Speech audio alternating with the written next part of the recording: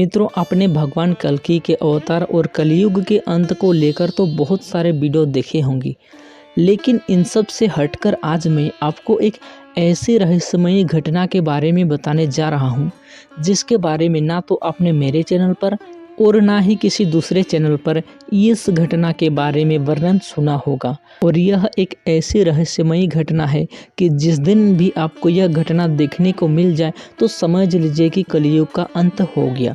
और यह घटना निश्चित ही घटेगी, इसमें कोई दो राय नहीं है कि यह नहीं घटेगी। इसका घटना एकदम निश्चित है। और यह घटना कब घटेगी, कैसे घटेगी और कलयुग का अंत कब होगा, इन सारी चीज़ों के बारे में अगर आप जानना चाहते हैं तो आप वीडियो में अंत तक बने रहिए। नमस्कार मित्रों, स्वागत है आपका अपने YouTube चैनल तनु टुडे में। भगवान कल्कि के रहस्यों को जानने के लिए आप हमारे चैनल को सब्सक्राइब करके नोटिफिकेशन बेल को ऑन कर दीजिए, ताकि आपको ऐसे ही जानकारी मिलती रहे। आइए वीडियो को शुरू करते हैं। मित्रों, आपको तो यह बात पता ही है कि हिंदू ग्रंथ के अनुसार युग 4 होते हैं: सतयुग, त्रेता युग, द्वापर युग और कलयुग। और जब 4 युग होते हैं तो हर युग का अंत भी निश्चित ही है, तो कलयुग का भी अंत निश्चित ही है। तो कलयुग का अंत कैसे होगा, इस बात को भी जानेंगे। लेकिन इससे पहले हम जानते हैं कि आखिर इससे पहले के युगों का अंत कैसे होता था। इसमें एक बात कंपलसरी है कि हर युग में भगवान कहते हैं कि जब जब अधर्म की हानि और पाप का बोलबाला होता है, तब तब मैं अपने स्वरूप को उत्पन्न करता हूँ। ये तो बात कंपलसरी है, हर युगों में होता है। पाप और अत्याचार बढ़ते हैं तो युगों का अंत होता है।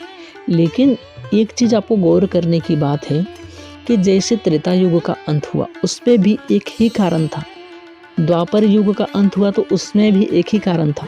तो कलयुग का अंत होगा, इसमें विभिन्न प्रकार के कारण होंगे, लेकिन एक कारण तो अवश्य ही है जो होगा ही होगा। एक घटना ऐसी है जो घटेगी ही घटेगी। इससे पहले के युगों में भी अगर आप देखा जाए तो नारी के ऊपर अत्याचार जब भी होता है तब युग का अंत होना निश्चित है। इस बात को आप समझ लीजिए। त्रेता युग में जैसे रावण भी अनेक नारियों का शोषण करता था, और ऐसे ही राक्षसों का बोलबाला हो गया था और वे नारियों पर शोषण करते थे। यहाँ तक कि उस समय माता सीता को भी अपवित्र कहा गया और उसे भी वनवास दिया गया। उसे भी अपनी पवित्रता का प्रमाण देने को कहा गया। जब माता के ऊपर जो आदिशक्ति माता है उनके ऊपर इस तरह के अत्याचार हुए, तो उसी समय उस युग का यानी कि त्रेता युग का अंत हो गया। के बाद द्वापर युग जब आया तब माता द्रौपदी पर अत्याचार हुए। इससे पहले बहुत सारी नारियों पर अत्याचार हुआ।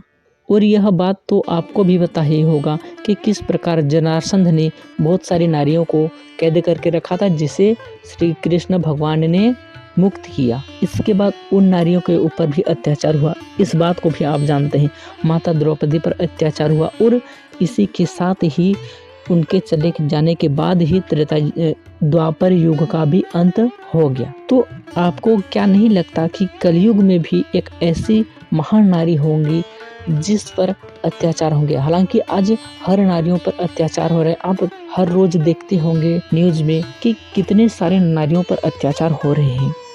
उन्हें मारा काटा पीड़ित किया जा रहा है, कितनों को जिंदा जला दिया जा रहा है, कितनों के कितने टुकड़े करके यहाँ वहाँ फेंका जा रहा है। इस तरह की बहुत सारी घटनाएं घट रही है।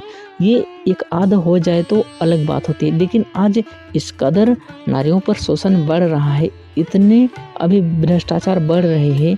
अब ये जिस दिन भी आप एक चीज़ नोटिस कीजिएगा कि ये कलयुग का अंत है और एक ऐसी महान नारी का भी अपमान होने वाला है। जिस समय भी ये होगा उसी समय इस कलयुग का अंत होगा।